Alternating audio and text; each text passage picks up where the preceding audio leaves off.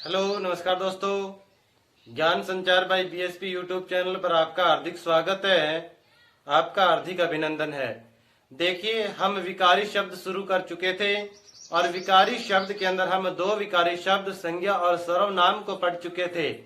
आज हम विकारी शब्दों में तीसरा और महत्वपूर्ण प्रकार पढ़ेंगे, विशेषण। देखिए, विकारी शब्द चार है। हम आज पढ़ेंगे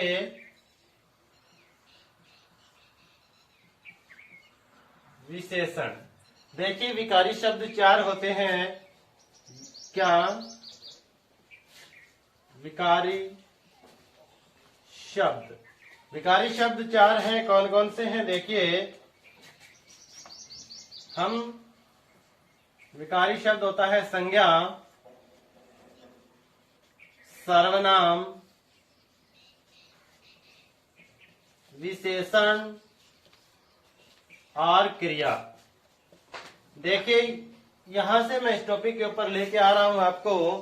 देखिए, विशेषण का मतलब होता है विशेषता बताना। विशेषण का मतलब होता है विशेषता बताना।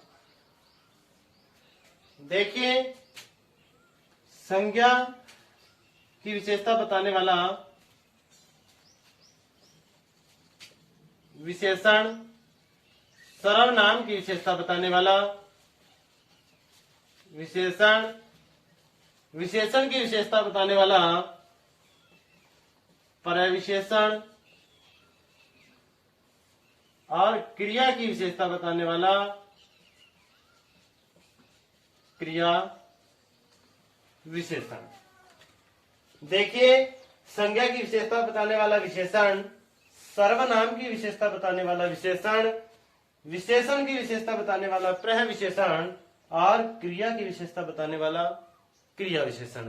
देखिए, विशेषण की क्या परिभाषा निकल करके आ रही है। यहां से देखिए कि संज्ञा और सर्वनाम की विशेषता बताने वाले शब्दों को हम क्या कहते हैं?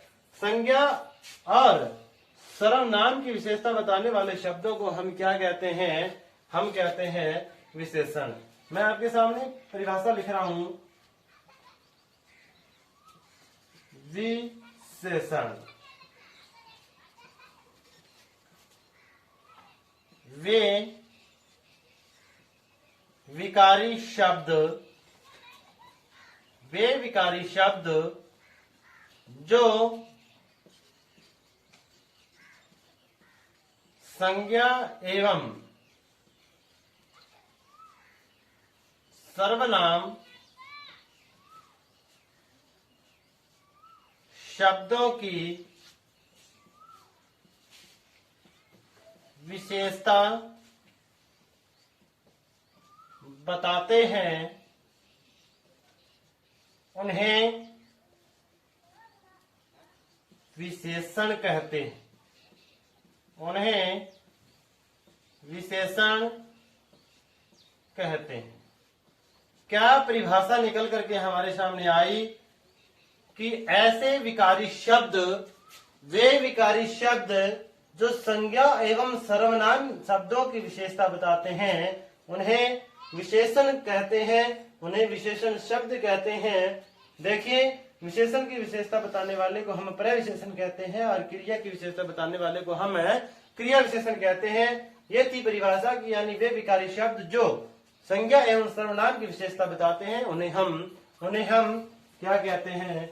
उन्हें हम विशेषण कहते हैं। उन्हें हम क्या कहते हैं? देखिए, विशेषण के अंदर हमें दो तीन परिभाषिक शब्द पढ़ने हैं, वो आपको मैं बता दूं।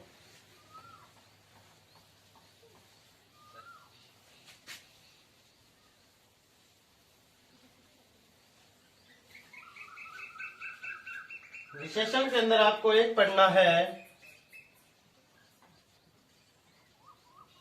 विशेषक और एक पढ़ना है आपको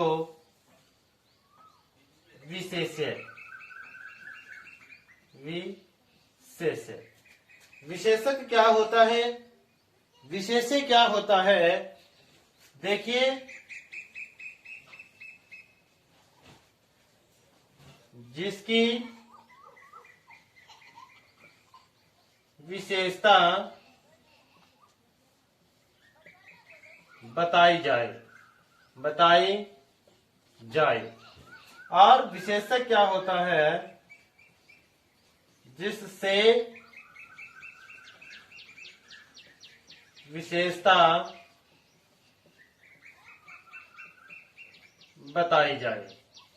जिससे विशेषता बताई जाए वो क्या होता है? वो होता है विशेषक। और इसी विशेषक को हम कहते हैं विशेषण। इसी विशेषक को हम क्या कहते हैं? हम कहते हैं विशेषण। इसी विशेषक को हम क्या कहते हैं? विशेषण कहते हैं। देखिए, विशेषण और विशेषक क्या होता है? जिससे विशेषता बताई जाए। और विशेषक क्या होता है? जिसकी विशेषता बताई जाए वो क्या कहलाता है? विशेषक। देखिए, आपके सामने उदाहरण लिखता हूं मैं। बगीचा क्या है? बगीचा। और इसके आगे मैं लिख दूं सुंदर। क्या? सुंदर। देखिए, बगीचा कैसा है? सुंदर। यानी कि बगीचे की क्या बताई जा रही है? विशेषता। यानी कि विशेषता जिसकी किसकी बताई जा रही है? विशेषता बताई जा रही है बगीचे की। किसकी बताई जा रही है? बगीचे की। तो बगीचा क्या है यहाँ? बगीचा है विशेष्य। क्या है? विशेष्य। और अब क्या विशेषता बताई जा रही है? किसके द्वारा? सुंदरता के द्वारा। किसके द्वारा? सुंदरता के द्वारा। तो ये क्या है? इसको विशेषक या इसको विशेषण कहते हैं। विशेषण कहते हैं। देखिए, यहां से एक बात और निकल के आती है। एक बात और निकल के आती है कि विशेषण के अंदर जो संज्ञा और सर्वनाम शब्द होते हैं, संज्ञा और सर्वनाम शब्द होते हैं, वो क्या कहलाते हैं? वो विशेष्य कहलाते हैं। यानी विशेष्य क्या होता है? जिसकी विशेषता हम बताते हैं। अर्थात संज्ञा और सर्वनाम शब्दों को क्या कहते हैं? विशेष्य कहते हैं। और जो संज्ञा सर्वनाम शब्द को छोड़ करके जिसके माध्यम से हम विशेषता बता रहे हैं वो क्या कहलाता है? विशेषक या विशेषण। वो क्या कहलाते हैं? विशेषक या विशेषण कहलाते हैं। अब हम बात करेंगे विशेषण कितने प्रकार के होते हैं।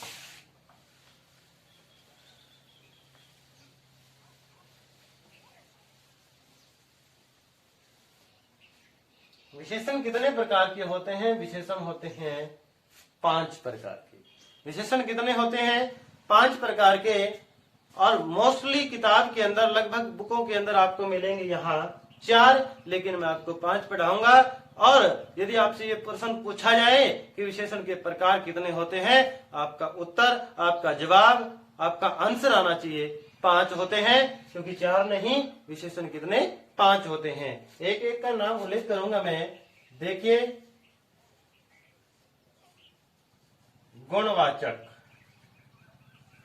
गुणवाचक विशेषण। दूसरा है संख्यावाचक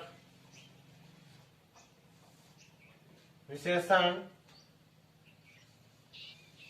तीसरा है परिमाण वाचक। चौथा है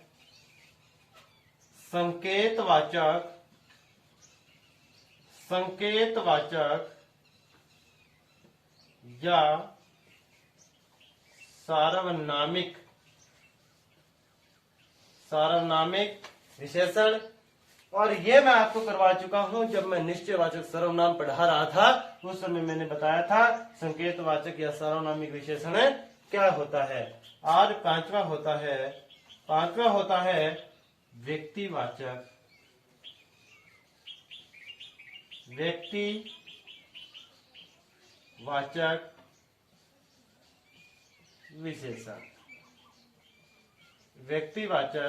विशेषण।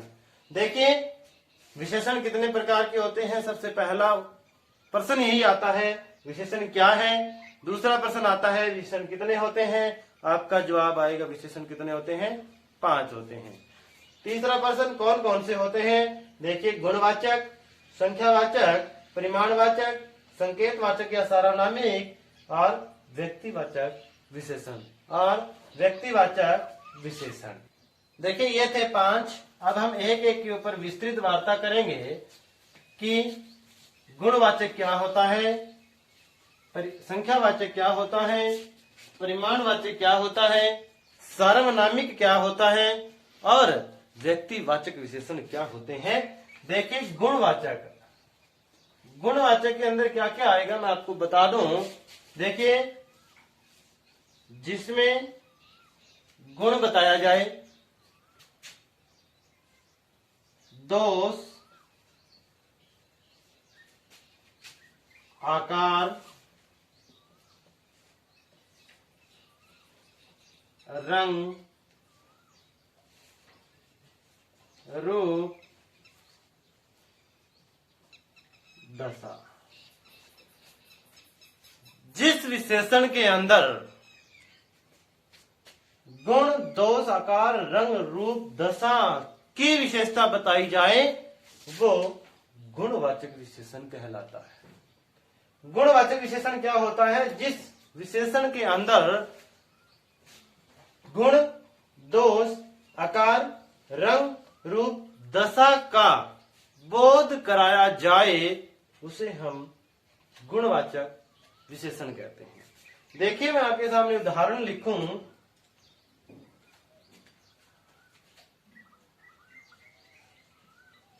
ईमानदार व्यक्ति,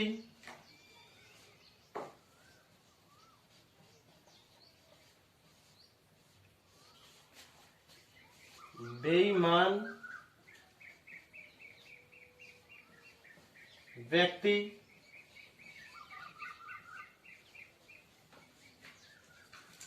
मोटा व्यक्ति,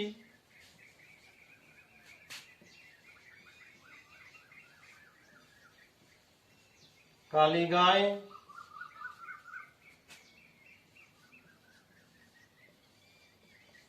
सुंदर व्यक्ति,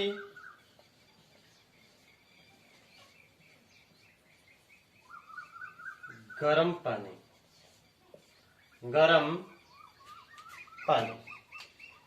देखिए, संज्ञा शब्द है वो हमारा विशेष्य होता है और संज्ञा सर्वनाम शब्दों को छोड़कर के जिसके द्वारा हम विशेषता बता रहे हैं वो विशेषण होता है। देखिए, यहाँ व्यक्ति संज्ञा है, इसकी हम विशेषता बता रहे हैं कि ईमानदारी, और ये क्या है? ये गुण है। व्यक्ति का क्या है? गुण है। यहाँ व्यक्ति का क्या है? दोष है, यानी कि बुराई है। मोटा, पतला, ऊंचा, लंबा, ये क्या है? ये आकार है। काला यानी कि रंग से रिलेटेड जो आता है, काला, काली, धोला, सफेद, जो भी आता है वो क्या होता है? रंग होता है। रूप यानी कि सुंदर, कुरूप जो होता है। और दशा, गर्म पानी, गर्म, ठंडा,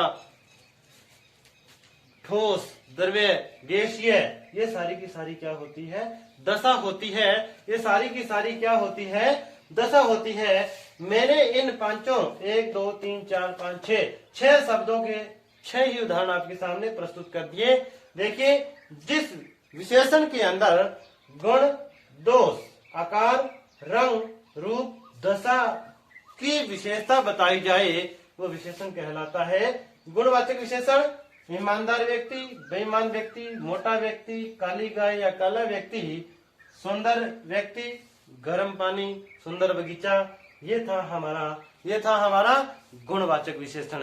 ये था हमारा गुणवाचक विशेषण।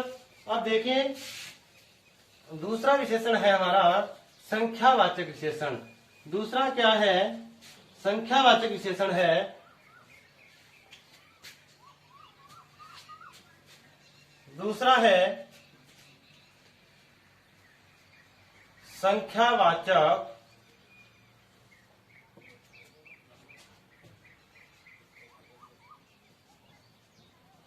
विशेषण, यानी कि जिन संज्ञा या सर्वनाम शब्दों की संख्या का बोध कराया जाए, जिन शब्दों के द्वारा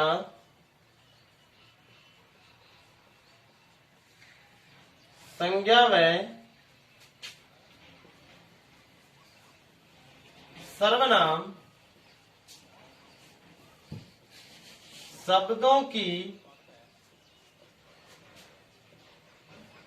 संख्या का बोध कराया जाए उसे संख्यावाचक विशेषण कहते हैं। यानी कि जिन शब्दों के द्वारा संज्ञा व सर्वनाम क्योंकि विशेषण के अंदर विशेषता किसकी बताई जाती है?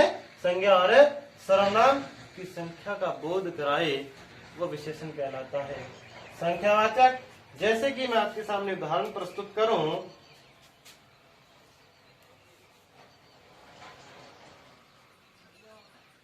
पांच व्यक्ति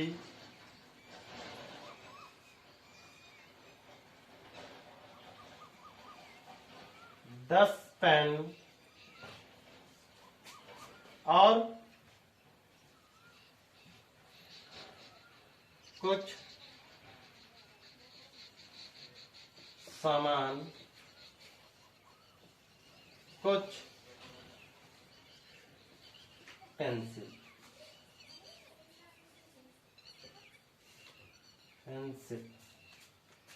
देखिए, 5 व्यक्ति, 10 पेन, कुछ सामान, कुछ पेंसिल।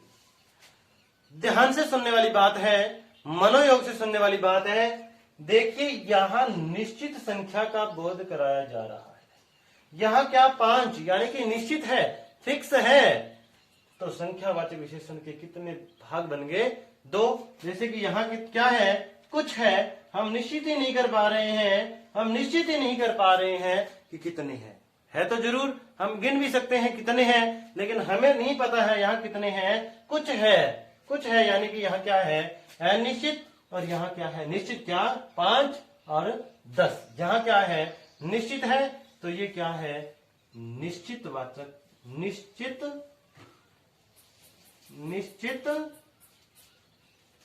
संख्यावाची। ये क्या है? निश्चित संख्यावाची विशेषण। और ये क्या है? ये है अनिश्चित संख्या विशेषण। ये क्या है? निश्चित संख्यावाची विशेषण है। और ये क्या है? अनिश्चित संख्यावाची। यानी कि संख्यावाची विशेषण की कितनी कैटेगरी होगी? 2। एक है निश्चित संख्यावाची और दूसरा है अनिश्चित संख्यावाची। निश्चित संख्यावाची विशेषण क्या होता है? जिस विशेषण के अंदर निश्चित संख्याओं का बोध कराया जाए, निश्चित संख्यावाची विशेषण कहलाता है। और अनिश्चित संख्यावाची विशेषण क्या होता है? जिस विशेषण के अंदर अनिश्चित यानी कि संख्या निश्चित ना हो, अनिश्चित संख्याओं का बोध कराने वाले विशेषण को क्या कहते हैं? अनिश्चित संख्यावाची विशेषण कहते हैं। देखिए, हम 2 पढ़ चुके हैं, संख्यावाची और संख्यावाची के अंदर भी हम 2 कैटेगरी हमने पढ़ी, निश्चित संख्यावाची विशेषण और अनिश्चित। निश्चित के अंदर फिक्स यानी कि 5, 10, 15 और अनिश्चित के अंदर कुछ यानी कि कुछ व्यक्ति। अब हम तीसरा पढ़ रहे हैं, परिमाणवाचक।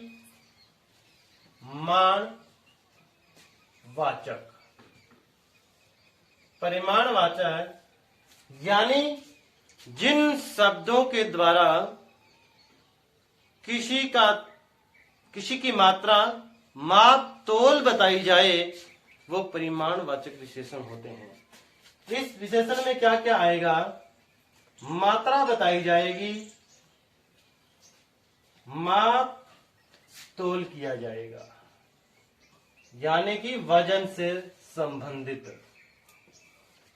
माप तोल 2 किलोमीटर, 4 किलोमीटर यानी कि दूरी मापी जाएगी, तोला जाएगा, मात्रा बताई जाएगी और वजन को बताया जाएगा। वो विशेषण होएगा परिमाणवाचक विशेषण। वो कौन सा होएगा? यानी कि जिस विशेषण के द्वारा या जिस विशेषण के अंदर मात्रा, मापतोल और वजन का बोध कराया जाए वो विशेषण कौन सा होता है? परिमाण वाचक विशेषण होता है। जैसे मैं लिख दूं 5 लीटर दूध, 5 किलो ग्राम अनाज,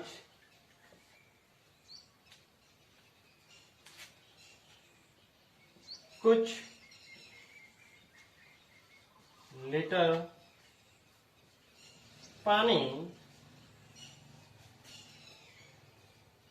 10 किलोमीटर रास्ता,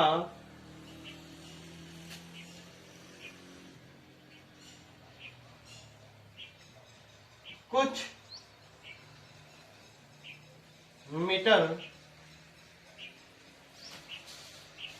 कपड़ा, कुछ मीटर कपड़ा। देखिए 5 लीटर दूध, 5 किलोग्राम अनाज, कुछ लीटर पानी, 10 किलोमीटर रास्ता, कुछ मीटर कपड़ा।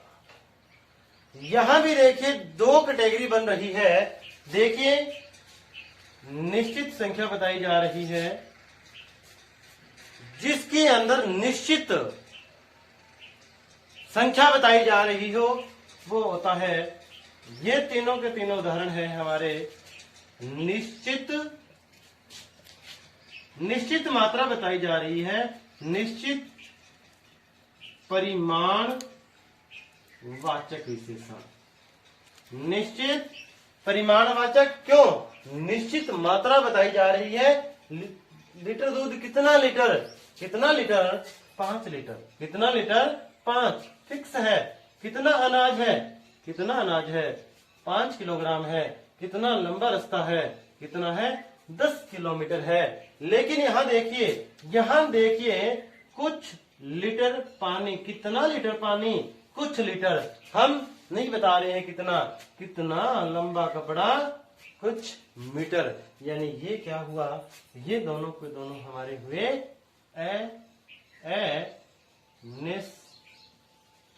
अनिश्चित परिमाण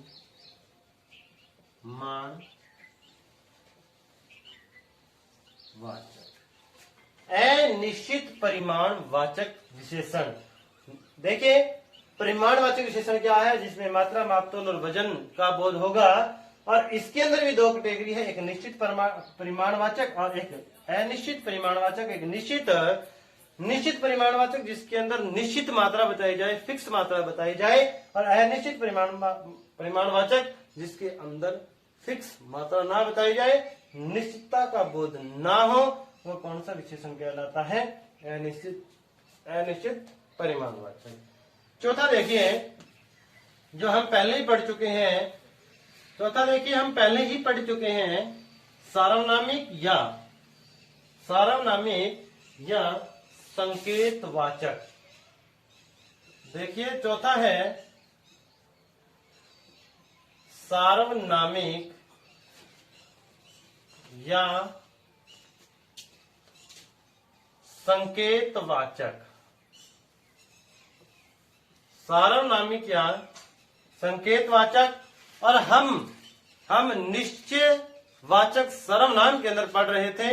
यह, वह, ये, वो और वे, ये पांचों शब्दों के तुरंत बाद यदि संज्ञा आ जाए, वो सर्वनाम न होकर के किसका काम करेंगे? विशेषण का काम करेंगे। यानी ऐसे शब्द, ऐसे सर्वनाम शब्द जिसके तुरंत बाद संज्ञा आ जाए। देखिए ऐसे सर्वनाम शब्द जिनके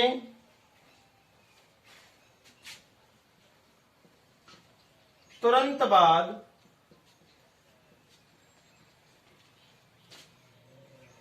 संज्ञा शब्द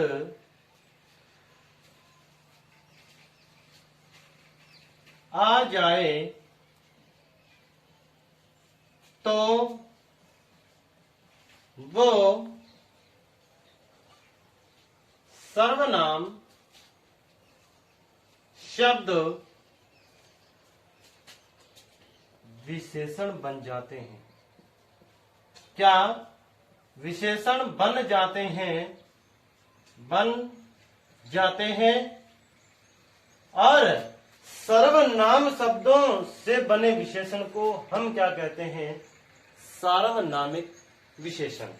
उदाहरण देखिए, यह पुस्तक मेरी है। यह मकान मेरा है। और एक हम पढ़ रहे थे, यह मेरी पुस्तक है। देखिए यहां यह है, इसके तुरंत बाद संज्ञा न आकर के संज्ञा कहां जा रही है? आगे जा रही है। और यहां देखिए, यह के तुरंत बाद संज्ञा आ रही है।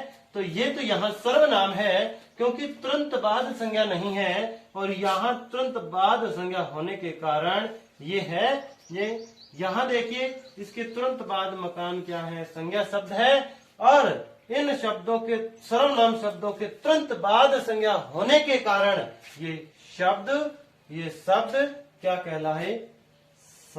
विशेषण कहलाए। क्या कहलाए? विशेषण। और कौन से विशेषण? सर्वनाम शब्द से बने होने के कारण सार्वनामिक कहलाए। सार्वनामिक विशेषण कहलाए।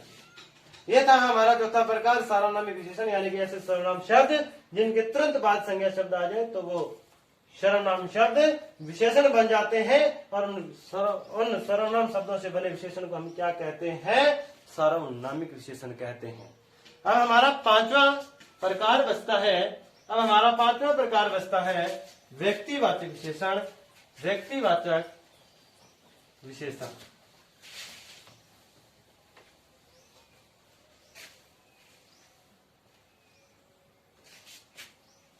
पांचवा है हमारा व्यक्तिवाचक विशेषण।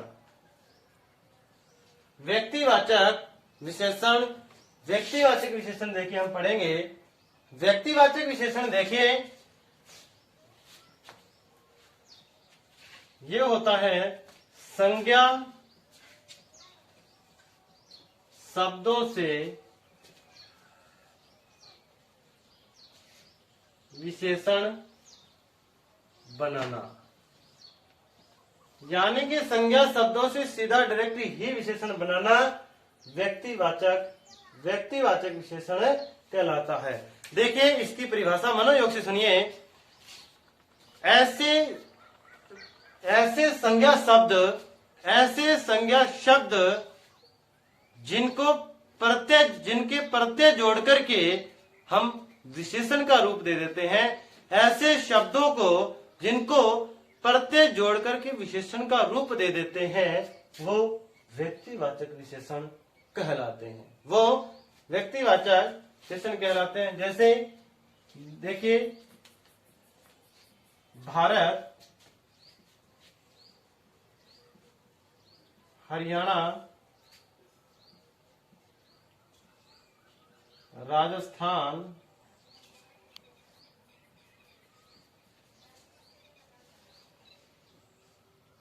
जोधपुर। देखिए ये संज्ञा शब्द हैं।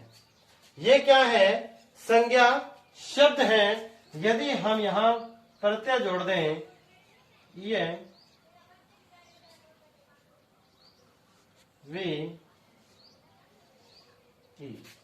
ये हमने प्रत्यय जोड़िए और इसके आगे लिख दें यदि हम संज्ञा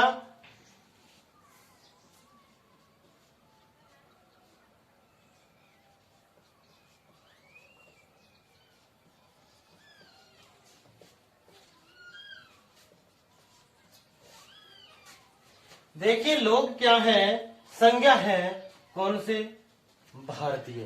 ये क्या है, विशेषण। लोग हैं कौन से, हरियाणवी। ये क्या है, विशेषण। लोग हैं कौन से, राजस्थानी, यानी प्रॉपर क्या है, राजस्थानी, यानी राजस्थान की ओर संकेत किया जा रहा है, कौन से है, राजस्थानी। ये क्या है, विशेषण। ज्योति पूरे भारत में प्रसिद्ध है, जोधपुरी ज्योति। ये जोधपुरी क्या है, विशेषण। ये था हमारा व्यक्तिवाचक विशेषण। और ये हमने आज विकारी शब्दों का तीसरा प्रकार, विकारी शब्दों का तीसरा प्रकार हमने विशेषण पढ़ा। कल की कक्षा में हम विकारी शब्द का चौथा प्रकार क्रिया को लेकर के आएंगे। आपने ये वीडियो यहां तक देखी, आपका बहुत बहुत धन्यवाद। नमस्कार।